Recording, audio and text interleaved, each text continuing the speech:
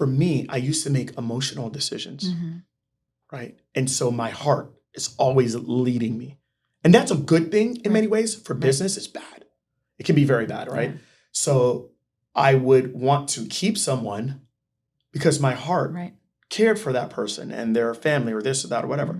I want to let go of somebody because my heart is saying, gosh, you're terrible for me, right?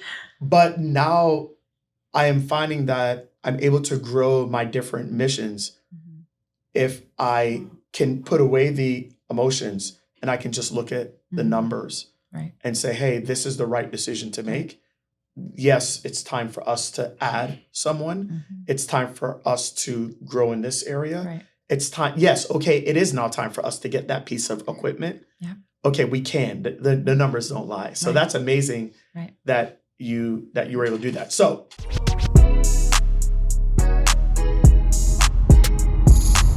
this is Secrets for Success. Welcome to the Secrets for Success podcast. I'm your host, Greg Todd. Thank you as always for joining me. I have a special guest here today, actually a local.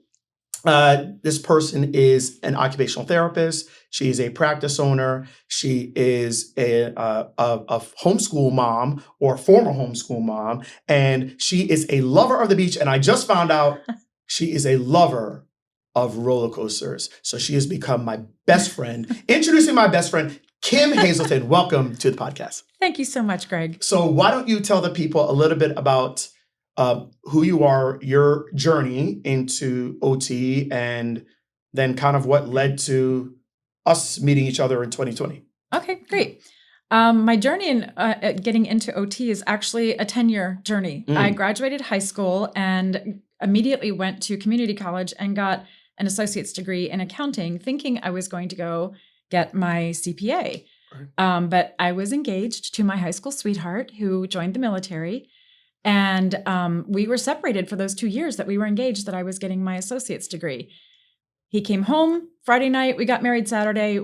He left Sunday, and I went to join him the following Friday. Wow. So 10 years, well, not 10 years later, but from my high school graduation in 1985, it took me 10 years to get that that bachelor's degree in occupational therapy. Wow.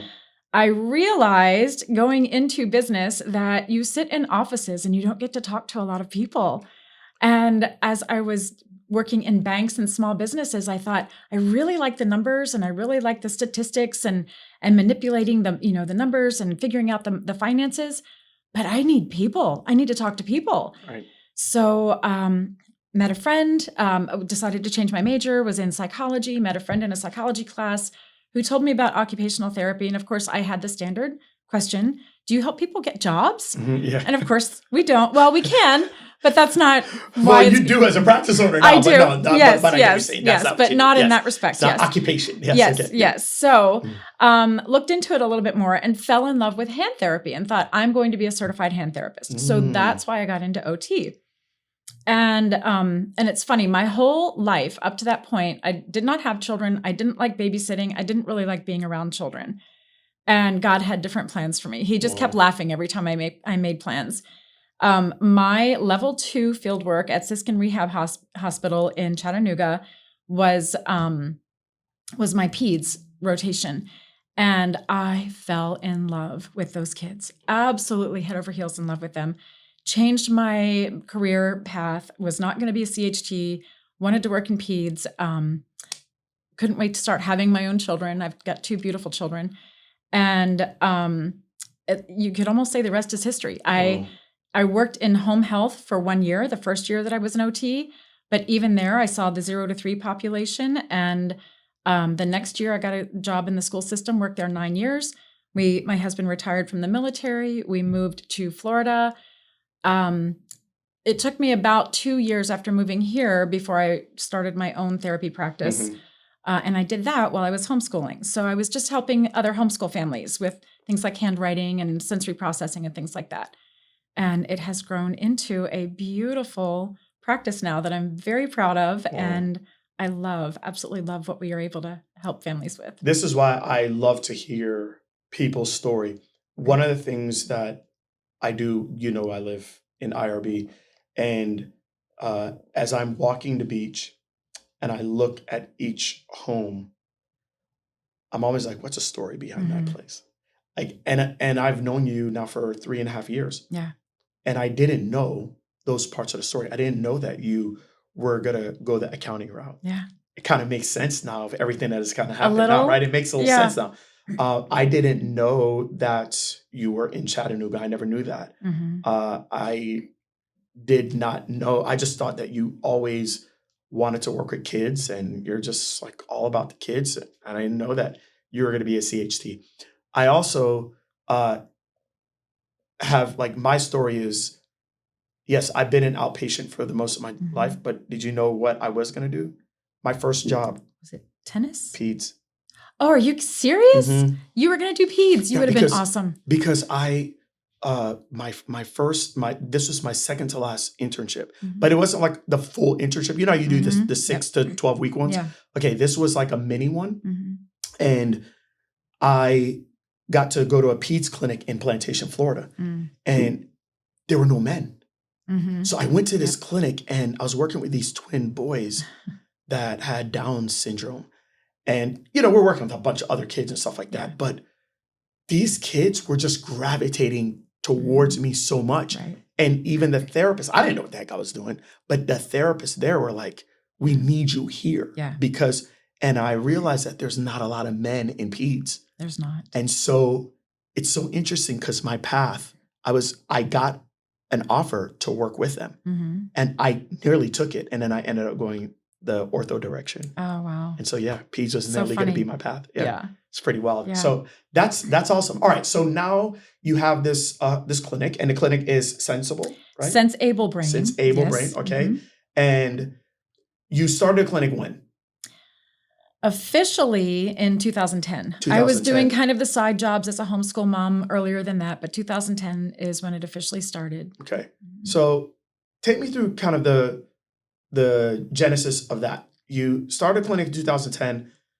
Today you have, you know, quite a few employees and you have people helping you in this process and you're dealing with all the ups and downs of practice ownership and all the other stuff. Yeah. So how long was it from 2010 to where you actually weren't doing it all by yourself, but then you started having people help you? And then I remember when I first found out about you, I found out you went into one of my programs and my wife saw the name and she was like, oh my gosh, great. I know this person. Oh my gosh, she's like so big on the homeschool things. Oh, she's so sweet. She thought you were a celebrity. Yeah. She's like, you're so lucky. I was like, okay, I guess. So anyways, so I thought you were just such a big deal. So how did that work from 2010 to 2020? Can you kind of bring me through that journey? Yes. 2010, I just decided to, you know, actually make it a real business. So I went to the accountant. He helped me incorporate.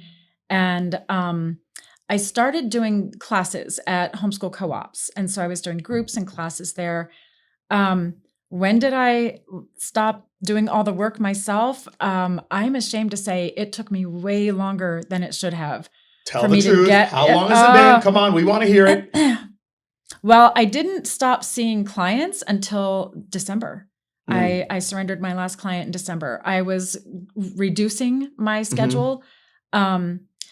It's my true love. I love working with them and I love talking to the moms and the dads and just helping the whole family find harmony and peace and come together. But our waiting list was growing and growing, and there was no way I was going to be able to see all of them. Wow. So I had to step back from being in the treatment room and actually be the business owner, be the boss, and hire people and train them to do what I knew we were doing so that we could help more families. When did that first start? That first started in 2015. I hired my first therapist in 2015, and I currently have 5 therapists working for me right now and 1 admin. My daughter was my original admin when I got my first office space, clinic space. That was in 2015 as well. So I got the clinic space. It was 900 square feet. And I hired an OT to work for me part-time while I was there. Can we talk a little bit more about that transition of you doing everything to bringing somebody else in? Because Kim, the reality is that 90% of business owners in the therapy world, whether it's occupational therapy, physical therapy, speech therapy, they stay solopreneurs. And they're never able to make that transition. And you touched on it, the reality is that you love kids and you love working with them, right? And I love being with patients as well. But then there comes this tipping point. Yeah.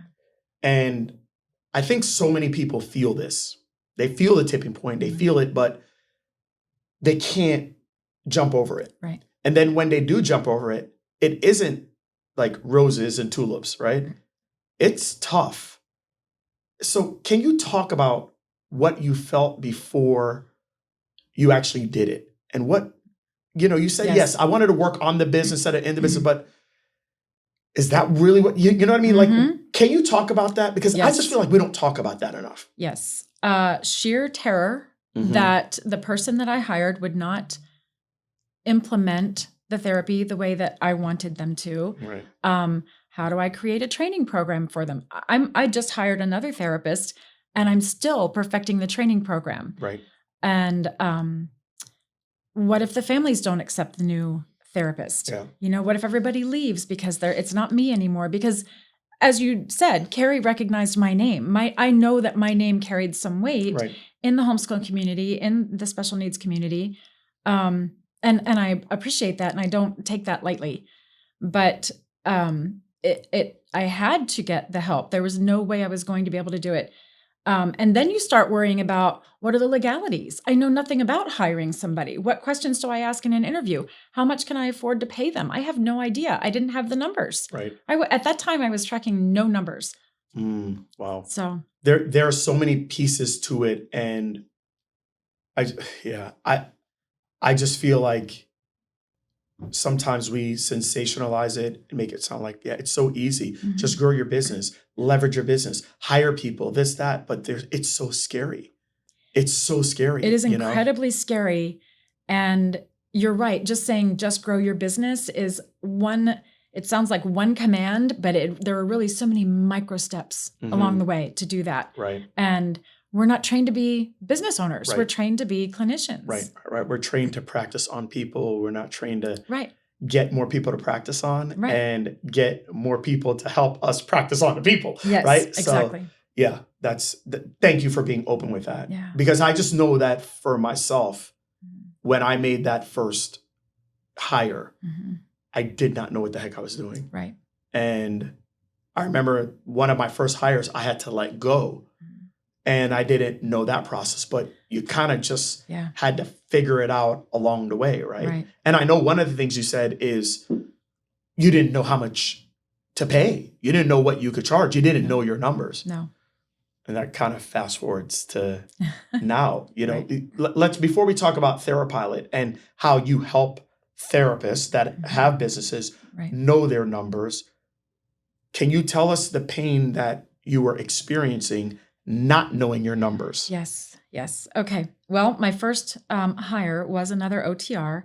And looking back now at my numbers, I can tell you I was losing money with every client she saw because I overpaid her. And I kept her for years because I didn't know any better. And I'm almost ashamed to say I wasn't tracking my numbers because I have an accounting background and a small business background. But in my mind, I had shifted my identity to therapist. And even as a business owner with this practice, I did not assume that mindset of business owner. So I was not tracking my numbers, and 2020 came, COVID hit, we closed for 6 weeks, and I struggled to keep the business open 3 different times from March when we closed, but June when it really, we tried to go back and our numbers were down. People weren't coming back because everybody was scared. I struggled to keep our doors open. I really did. God bless my husband. He has never required me to bring in money from this practice, from this business. I used to even jokingly say that Sensable Brain was a mission masquerading as a business, that it was not a real business. I would tell people that it's not a real business. I didn't pay myself for the first 6 years. I'm happy to say I'm paying myself now, and I'm paying myself very well right now. Kim, most people don't. I know. Most people don't. I know. I'm hearing it from the ones that I'm talking to. Right. They don't know how. And again, how much am I allowed to take out of this business? How much can I afford to take out of this business? So let's hit on that. You did not pay yourself for 6 years? Right. Okay. So do you believe the reason why you didn't pay yourself is because of just lack of understanding like your numbers and you just didn't have that confidence? Was that it? Or was it, I should only get the leftovers? I think it was a little bit of both. I think more it was, I don't understand my numbers and I don't understand how much I'm allowed. I felt like somebody should be telling me how much I'm allowed to take out. Okay. Yeah. I hear that. I hear that so much from people. I personally think, and you tell me if I'm wrong, but I think over time, because business is hard. Yeah. And I think over time, it creates so much resentment because you're like, I'm doing all this work and I'm always last. And I'm not even getting paid for this. And even if it is a mission, it's like we want to get some type of reward for the work that we're doing, right? So yeah, no, that's interesting that you say that. All right, so that was your problem. Okay, so then you kind of created a solution around it for yourself. So tell me what you did. Yes. So spreadsheets, which is so funny because my husband is a pilot, retired from the military, special ops helicopter pilot. My son is a computer engineer, and they both kept saying, you need to be tracking something, and we can show you how to use spreadsheets. And I fought them tooth and nail. And then when I almost lost the practice 3 different times in 2020, I was like, okay, fine, I'll do it. So they got me started with some spreadsheets. Well, technically, I had bought some spreadsheets from another person that you were on his podcast many, many years ago. That was the first time I was introduced to you. But I had bought his spreadsheets, and so I got those back out. And my son and my husband were helping me with them. And I kind of just took them, and once I realized the magic, it was like, I'm combining my love of numbers and money and statistics and therapy. And oh my gosh, like I've got goosebumps. It excites me so much that this is powerful.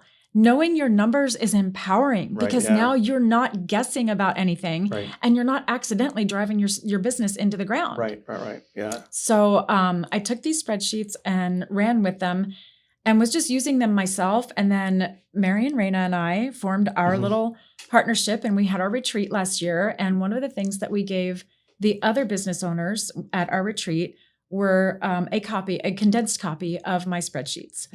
A more simplified copy. It doesn't track everything that I was tracking at the time. And they were kind of blown away with them. So we do this implementation portion of introducing the spreadsheets. And we're showing them where to get their numbers and where to put the numbers in there. And they create the graphs. You know, the spreadsheets automatically create the graphs so they can watch how their numbers are trending. And I'm showing them, okay, so you see where this number's kind of dipping down here? This means you need to watch this. And if this happens, then you probably need to make a decision, either this or this. Right. And they're like, oh my gosh, this is so empowering. I feel like I can make decisions in my business now and know that I'm going to be able to stay open and continue to help people. So if you struggle to make decisions, it's because you don't have the right data. Right. You don't have the numbers that allows you to make the decision. Right. Earlier today, I had a meeting with someone in this room.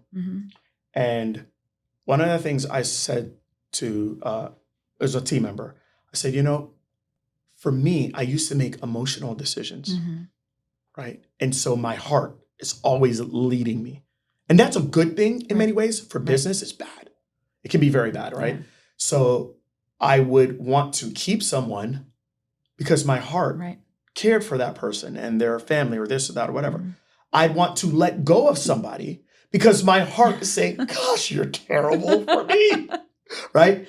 But now I am finding that I'm able to grow my different missions if I can put away the emotions and I can just look at the numbers and say, hey, this is the right decision to make. Yes, it's time for us to add someone. It's time for us to grow in this area. It's time. Yes. Okay. It is now time for us to get that piece of equipment. Okay. We can, the numbers don't lie. So that's amazing that you were able to do that. So you started doing that, and then now you had power to pay yourself. Yes. And it seems like you feel like you have more control over your business. It seems like it's almost like you are now the pilot, and you've got your cockpit. That's exactly the way it feels. Yeah. Yes, I've got the cockpit in front of me. Yeah. I am the pilot, and we are taking off. We're doing amazing, and not just financially. I mean, it's rewarding to see the financial benefits, and I'm able to pay my team well and buy the equipment. We've got equipment that other clinics in this area don't have because we're a little more alternative. But the bigger thing is I see the number of families that we're able to help. Right. Because I'm not scared to buy that equipment and market it and say, we can help you with this. And I'm not scared to hire this therapist and say, I know I can pay you this much and I can guarantee this for you because I know my numbers. Right. It creates so much more clarity. Yes. It creates so much more confidence. Yes. And when your therapist can see that you're confident, then it helps to exude confidence to them. Yes. It helps at your decision making. It's amazing how understanding business actually allows you to treat and help these kids and their families so much more. Yeah. It's really awesome. All right. Well, and I think my therapist feels security in that as well. Right. That I've got a spreadsheet that shows them, this is what I'm paying you. Right. This is, the taxes I'm paying for you working here. And, and this is the revenue that I make off of the average visit reimbursement. And so I'm transparent because I've got it all right in front of me. And I'm like, I'm not keeping all of it. Like I'm giving you a lot of what you're creating here. Kim, I think one of the biggest things that I believe has helped me in my businesses is the transparency of numbers. Yeah. Because most therapists, and not even just therapists, this just could be employees, team members, et cetera, they believe that you're making money and you're running with all of it and you're leaving the pennies left for them. And so I don't know, I have found that the more transparent I can be with my numbers, just the more ease it puts everybody at to actually do their job. And let's not have to worry about that. Here, this is everything. I agree. This is what we got. Yep. And, and by the way, there is profit, but we're going to use the profit. Yeah. This is what at least I tell people. Number one is that I'm the entrepreneur and you're either the entrepreneur or the employee. Right. And the entrepreneur is the one that owns and operates the business, but I do so at a higher financial risk. I do because I'm the one risking everything. That's what I say. Right. Similar. And so because of that, there's going to be a higher level of compensation because I'm the one that is doing the investing. Nobody else has to do the investing from a monetary currency standpoint, right? In my businesses, you're either an entrepreneur or you're an employee. So an entrepreneur, I expect you to take full ownership and operate a portion of the business, but you're not having to do so at a high financial risk, right? So there, you'll see there's profits, and in the profits, we're using some of that for growth of the mission. We're going to use some of that to be able to disperse to other things that we feel led to disperse. That could be our community, church, this, that, veterans, okay? And then we're using some of it for us to distribute. And the person that's obviously going to get the most in distribution is me. Right. But I'm going to share some with you all as well. Right. And I don't have money issues with people. Same. And I think it's because of the numbers. All right. So can you kind of give me a little bit more about Therapilot? Like, what are some of the things that it tracks for people? Yeah. Okay. Well, we're tracking more now because when I gave these spreadsheets to the attendees to our retreat last November, got great feedback from them and got a lot of encouragement to sell them. Okay. So I did a beta group and sold, I think it was 10 or 11 of the spreadsheets, and I've been getting feedback from them. Okay. So my husband and I have actually kind of combined our efforts, and we are working together to upgrade them. So we are tracking the basics right now, like profit and loss, expenses. There's a budget on there, and the budget calculates your quarterly income and expenses, and then it's got itemized expenses, and there are markers there that kind of flag it if it's more than the percentage of the revenue that it should be. Like there's your target, and then there's this is allowable up to here. Like, rent, you should shoot for 4% of your revenue, but you can go up to 10%. If you're above 10%, find a new place to do your business Right. or increase your revenue. Okay, Like so these you are have the decisions. markers in there for different ones. Okay, Yeah. that's awesome. Yeah. And we're just tracking things like clinic productivity, cancellations, average revenue per visit. We just created a sheet for individual clinician productivity per payer. So if I don't happen to be in network with any insurance companies, but for the ones that are, and they want to track per pay, they don't have to track per payer, but if they want to know what each clinician is bringing in from each payer source, they can do that. It's all on one sheet. Oh, that's awesome. So, That's so awesome. Yeah, that's what everybody needs. Like they need that. Yeah. So here's my question to you. You have a pediatric occupational therapy center. Yeah.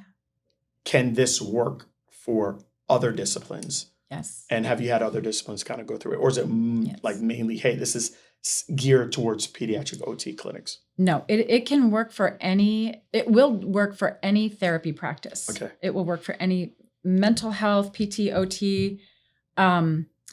It will work for other therapy businesses, like online businesses. You just probably don't need the productivity portions of it for the clinicians and things like that. But we are also tracking referral sources and things like that. So it will work for a variety of businesses. Probably works best for a therapy practice. Right. But it will work for a variety of them. So can I tell you something that I'm doing with my online business? Sure. So for my online businesses, for the clinics, I would track, visits per evaluation and the net revenue per visit. So what I do for my online businesses, now that I've got a bunch of employees, is I track revenue per employee. So if my revenue for today is $10,000 and I've got 20 employees, I'm making $500 in revenue per employee. Right. So it kind of lets me know, all right, what's the average that I'm paying? Yeah. Okay, like I should be above that number every day on average of what I'm paying an employee here. So that's you can add that. I was going to say mental note, add that. Add that. Yes. Yeah. But that's really awesome. Yeah. You want to know what I love? I just love the fact that we live in a world where we're in this online education space, and it allows us to take the problems that we have. The Bible talks about, King Solomon, who is the wisest man in the Bible, happens to be the wealthiest man in the Bible as well. And he was the Jeff Bezos of the biblical times, right? And so it's just so amazing because wisdom is when we accumulate knowledge with experiences, and how you can have a problem that you had for many years and being very timid with making decisions. And the majority of that was because of not understanding your finances. Find a solution to the problem, but then not just find a solution for yourself, realize that I'm not the only one. Right. And now you say, you know what, I'm going to help others with that. But then the beautiful thing that you did is you said, okay, I'm going to help people. I'm going to give this out. And then people give you feedback. And you said earlier, I ran a beta. And then you're just getting feedback. And you're making it better. And you're making it better. And you're making it better. And that's the way that it really should be done. Now, one more question before we finish the podcast. Okay. So did you find it hard to put it out initially? Or was that not an issue? I think physically hard, to share it with people, not really. I think emotionally. I think my mindset was still, this is so easy. Anybody can do this. Why would anybody need this? And I keep hearing people are saying oh my gosh, I could never have made this on my own and would never have known how to create these graphs to, give me the trends and wouldn't know what to put in here. So I think my mindset, because I had been working on it for so many years, it had become easy for me. Right. And so I felt like it's kind of like therapy. It's easy for me to tell a parent what to do, but for the parent, it's not that easy. Right. So I've had to shift my mindset and say, these amazing therapy practice owners are so incredibly brave and smart, but that doesn't mean that they know how to create a spreadsheet that can give them this information. You want to know what ease tells me? When I feel like it's easy for me, I've now shifted that in my mind to say, oh, that usually means that I'm at expert level in this area. Right. So now I look at ease as, oh, wow, that means I'm qualified to actually share it, understanding that it's not easy for everybody. Right. Yeah. That's where I'm getting to. Yeah. Yes. That's amazing. Yeah. Well, a couple things. Where can people find you? And where can they find these spreadsheets? The spreadsheets are at our website, therapilot.com. Okay. It's THERAPILOT.com. And finding me, I'm on Facebook, Kim Hazelton. I'm on Instagram. I think it's Kim Hazelton. I used to have OT on it. I can't remember if I do now. Okay. And that's basically where I am right now. Yeah. Awesome. Yeah. Awesome. Okay. I want to say something before we finish the podcast. Okay. I want to honor you for a few different, reasons. On our calls, so just to let you all know, Kim is actually in one of my higher level programs. And just the other day on our call, we were talking about personal brand. And I don't even know if a lot of our people on the call are focused on their personal brand yet. But, and you might not even think you're focused on your personal brand, but I got to tell you something. Your personal brand is who you have been showing yourself as for the last 3.5 years that I've known you. Okay. And what I can tell you is that I love the fact that you honor Christ. I love the fact that you bring positivity consistently. Not when just one thing great is happening. You always bring positivity. And I have watched that for quite a few years now.